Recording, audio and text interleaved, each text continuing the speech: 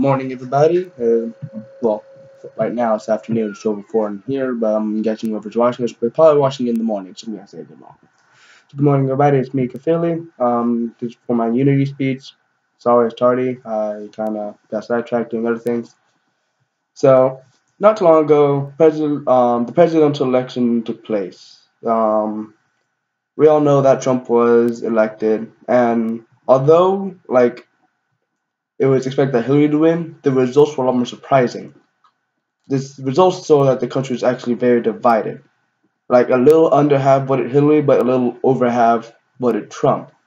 And usually it's like a lot less close. Like usually it's like a third votes one and two-thirds votes another. This year it was like half and half. Trump won. Don't know the number off the top of my head. So he won by a little more. So all of the Hillary Clinton supporters were shocked. Trump supporters were overjoyed. And next several weeks, whole bunch of protests, whole bunch of recount demands. Everyone was saying this can't be right. Everyone was upset. Everyone was butthurt. And this just shows that the nation is very divided today. So today's attitude about society, it is either you do it my way or you get out. My way or the highway, pretty much, right? Um, it used to be like we can compromise. Join before Civil War, to say. A whole bunch of compromises are made to make it so one side gets what they want, the other side gets a little bit what they want, and they both give up something they don't want, like they want. So it wasn't just you do it this way or you suffer. It was like we can compromise for it. Scarlet Letter was a good example. The community was able to agree on Hester Pine was a sinner, an adulteress. They couldn't agree on their punishment. Some people wanted to hang her. People wanted to put a brand on her with the letter A. So they really couldn't agree. And the church decided to give her the letter A, a scarlet letter on her chest, bosom, pretty much. And that satisfied the community, and they were happy because she got punished, and they get to watch her be punished every day because she walks around, letter A. They get to say, they get to whatever that word, scorn her for committing this in the first place. So they were happy. So all this means is really that people were okay to meet in the middle. It wasn't like you could just say like we want this and we're gonna get angry and we're gonna cause problems. It was like okay, we're happy, we have what we want, let's just move on. It used to be like that. Nowadays is we want this or you're gonna suffer, and that causes a lot more problems. And this could really be applied today.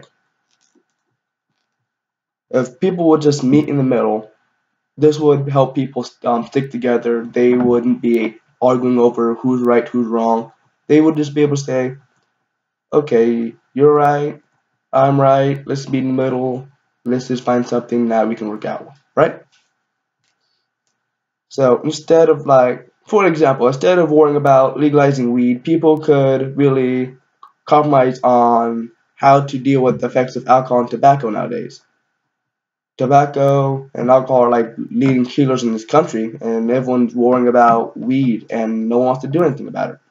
Well, people want to do something about it. Everyone is just scattered.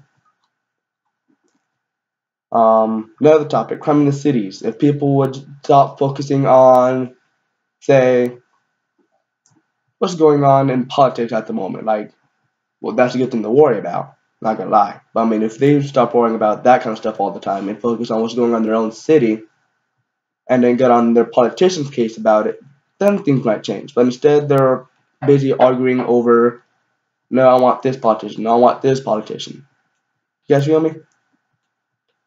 Another thing that we could come by if we were all united, hunger, homeless. We could all just get together and actually vote on something that would make sense rather than voting on whether to legalize weed or not. Going back to the examples of the time, don't worry. And pretty much what I'm talking about is people are always worried about homeless. They're always complaining about the homeless. People are hungry. So why don't people actually unite, actually pitch in, $5, $10, a couple cents, who knows, and then you might be able to build homeless, like countless homeless shelters, be able to feed the homeless, be able to solve that.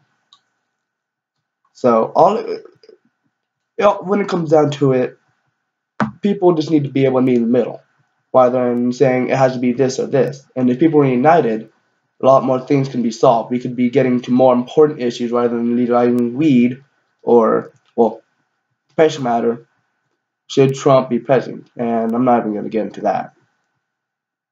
Yeah, that's a bad idea. Well, when the time comes, and believe me, it will come one day. I'm pretty sure it will. I mean, if it doesn't, then we're screwed, right? We're all gonna need to unite. The entire nation, the entire world, and rather than being divided, we're all gonna need to be able to work together. Abraham Lincoln said before the Civil War, "A house divided amongst itself cannot stand." And that's the case. The world will fall if like another world war breaks out. We're gonna end up nuking ourselves to death. So let's actually try to unite and stop that from happening, shall we? Have a good day.